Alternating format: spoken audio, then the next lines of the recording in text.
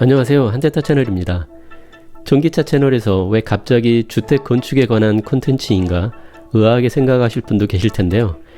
사실 제가 지으려고 하는 주택이 게러지 하우스 개념의 주택입니다.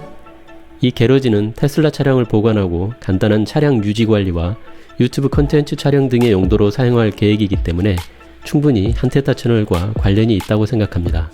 요즘은 우리나라도 갈수록 아파트 중심의 주거 문화에서 탈피하여 주택 건축에 관한 관심이 높아지고 있습니다. 차를 좋아하는 남자분들은 한 번쯤 게러지하우스 같은 주택을 지어보고 싶다는 생각을 해보셨을 것 같은데요. 혹시 용기를 내어 게러지하우스 건축을 시도해보고 싶은 분들에게 제가 올려드리는 이 건축 경험이 도움이 되면 좋을 것 같습니다. 먼저 제가 이런 주택을 지어야겠다는 생각을 하게 된 동기입니다. 전기차를 운용하는 분들은 다들 느끼시겠지만 내 차를 충전하기 위한 전용 공간이 있었으면 하는 생각 많이들 하셨을 겁니다. 사실 운이 좋아야 전기차 충전소가 설치된 아파트에 거주할 수 있을 뿐더러 충전소가 있다고 하더라도 충전기를 다른 입주민들과 공유해야 하다 보니 많은 갈등도 있고 스트레스 받는 일도 많습니다.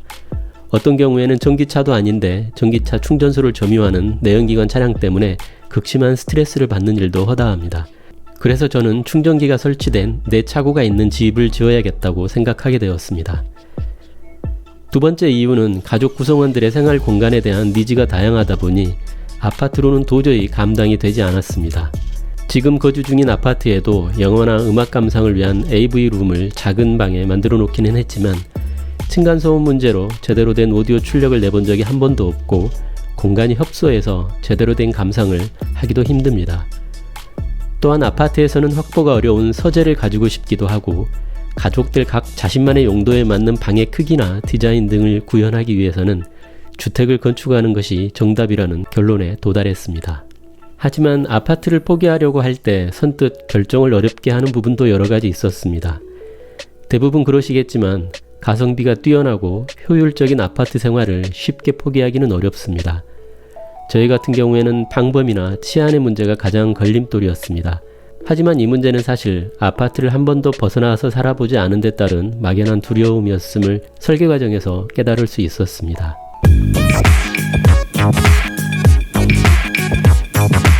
집을 지어야겠다고 결정을 했다면 가장 먼저 주택 부지를 마련해야 할 것입니다. 결론부터 말해서 부지 선정에서 가장 중요한 것은 절대로 서둘러서 부지를 결정하지 마시라는 겁니다. 사실 저희는 아파트를 쉽게 포기할 수가 없어서 두 가지 생활 방식을 병행해 보려는 생각도 했었습니다. 주 생활은 아파트에서 하고 제가 필요로 하는 게러지나 AV룸 같은 공간만을 갖춘 집을 따로 지어서 생활해 볼까 하는 생각을 했던 것입니다. 그 과정에서 수많은 형태와 가격대의 부지를 검토했었습니다. 논 한가운데 도저히 집을 지을 엄두가 안 나는 땅도 있었고 진입로가 엉망인 마을 뒤쪽 땅도 있었습니다. 현재 거주 중인 아파트에서 20분 거리 정도의 시외의 조그마한 주택부지를 구입할 뻔한 적도 있었고 상가 주택부지를 구입해서 다양한 용도로 활용할 집을 지어볼까 하는 생각도 했었습니다. 이 과정에서 계약 직전까지 갔다가 땅 주인의 변심으로 가격을 갑자기 올리거나 또는 매물을 거둬들이는 바람에 거래가 불발이 된 적도 여러 번 있었고 여러 다양한 공인중개사분들도 많이 만났습니다. 대부분 친절하게 열심히 거래 중개를 해주시지만 매우 불쾌한 경험도 여러 차례 할 수밖에 없었습니다. 집을 짓게 되면 10년은 늙는다는 말이 있는데요. 사실 땅도 마련하기 전에 몇 년은 늙은 느낌이었습니다. 계약 직전까지 갔다가 불발된 거래가 만약 그때 성사되었다면 정말 마음에 안 드는 방향으로 진행되었을 것을 생각하니 지금도 등골이 오싹할 정도입니다. 땅도 2년이 있어야 한다는 말을 정말로 실감할 수 있었습니다. 아무튼 많은 시행착오 끝에 결국 가족들이 모두 함께 사는 집을 짓고 아파트는 깨끗하게 포기하는 것으로 결론이 모아졌고 시내 주택가의 부지를 최종적으로 낙점하게 되었습니다.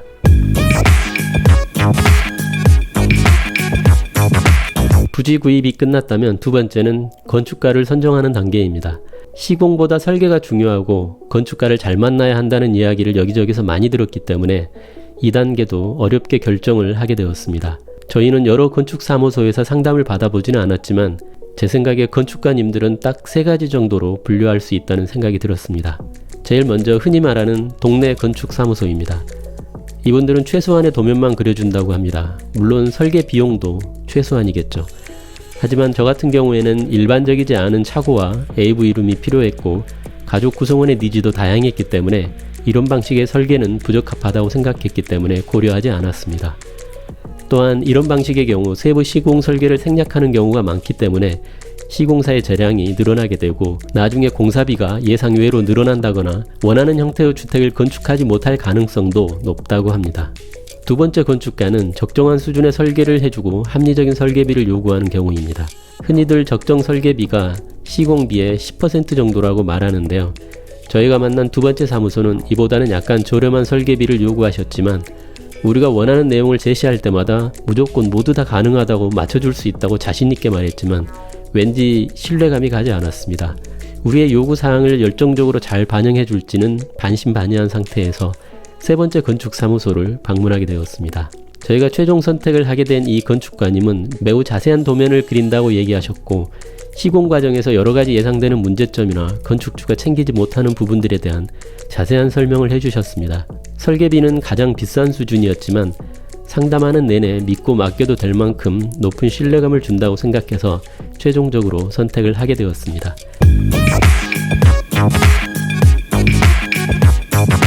이제 건축가 선정이 끝나고 바로 설계 작업에 들어갔습니다.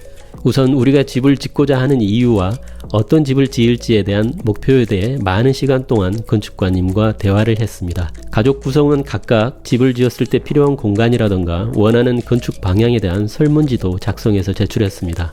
건축가님과의 설계 미팅은 현재까지 2달 넘게 일주일에 한 번씩 진행해오고 있습니다. 이왕 건축하는 거 필요한 공간을 모두 반영하고 싶었지만 예산이 허락하는 설계가 가능한 면적이 제한되어 있기 때문에 매 순간순간이 선택의 연속이 될 수밖에 없습니다. 주택을 건축해본 분들이 다들 입을 모아서 하는 말이 설계하다 보면 당초 예상했던 예산을 훌쩍 넘기는 경우가 많으니 정신 단단히 차리라는 것입니다. 저희도 그 부분을 잘 알고 있었지만 설계를 진행하다 보면 어쩔 수 없이 예상 금액을 넘기지 않을 수가 없게 되는 것 같습니다. 설계를 시작하기 전에 제 나름대로 어플을 이용해 공간별 요구사항을 만들어 본 화면입니다. 전체적인 허가 면적이나 건축비를 고려하지 않고 아무렇게나 그리다 보니 매우 넓게 만들어져 있는데 실제 건축에 들어가면 여러 제약 요인 때문에 이렇게 여유있게 공간을 구성하기는 어렵습니다. 하지만 건축사무소에서도 건축주가 요구사항을 미리미리 이런 식으로 구체적으로 만들어서 보여주는 부분에 대해서는 매우 긍정적으로 생각하셨습니다. 대화만으로 건축주의 구체적인 요구사항을 파악하기는 매우 어렵기 때문입니다. 대개의 경우 건축가들은 디자인적인 요소나 미적인 요소를 더 중시하는 반면 건축주들은 실제로 그 집에서 살아야 하는 사람들이기 때문에 실용성이나 예산 등을 더 중시할 수밖에 없습니다. 우리도 예외는 아니어서 수차례 미팅을 하면서 예쁘고 실용적인 집을 건축하기 위해 의견을 서로 모아갔습니다. 외관 디자인은 3가지 방안 중에서 절충안을 선택했습니다. 제가 생각하는 게러지는 단순히 차를 보관하기 위한 차고가 아닌 간단한 정비나 세차, 작업도 하고 유튜브 컨텐츠도 찍을 수 있는 게러지를 원했습니다. 큰 사운드로 영화와 음악 감상을 하고 드럼이나 악기 등 시끄러운 소리도 새어나가지 않을 AV룸도 필요했습니다. 또한 컴퓨터도 하고 책도 읽을 수 있는 서재도 필요했습니다. 이런 공간들은 사실 일반 주택 설계에서는 흔하지 않은 공간이어서 전체적인 주택의 레이아웃을 결정하는 것도 쉬운 일이 아니었습니다. 수차례의 미팅을 통해서 게러지는 별채로 분리하기로 했습니다. 테슬라 전기차가 보관될 공간이라 테슬라 로고도 벽에 새기고 충전을 위한 월 커넥터도 설치할 예정입니다. 간단한 세차와 정비 작업도 할 수 있도록 작업대를 만들고 영상 촬영이 가능하도록 할 예정입니다. AV룸은 여러가지 방안을 검토했지만 최종적으로는 본 건물과 연결을 하기로 했습니다. 영화나 음악 감상 시 공간감을 높이기 위해서 층고를 높이기 원했기 때문에 바닥을 60cm 정도 더 깊게 파서 층고를 높이기로 했습니다. 본 건물의 1층은 식당과 거실, 2층은 방과 서재로 구성할 계획입니다. 1층은 손님들 방문 시 어느 정도 열린 공간으로 2층은 프라이빗한 공간으로 분리하고 싶었기 때문입니다. 현재 외부 디자인과 마감 재질을 결정했고 내부 각 공간의 세부 설계를 진행하는 중입니다. 타이트한 예산 때문에 차고 면적을 원래 생각했던 것보다 줄였더니 이런 문제가 예상되네요. 일론 머스크가 사이버 트럭의 크기를 약간 줄인 버전을 내놓을 수도 있다고 하니 좀 더 기다려보고 시공 전에 다른 방법을 생각해봐야 할 것 같습니다. 자, 그럼 오늘은 여기까지 해서 테슬라 게러지 하우스 건축기 첫 번째 편을 올려드렸습니다. 앞으로 설계가 완료될 시점쯤에 2편으로 또 다시 찾아뵙도록 하겠습니다.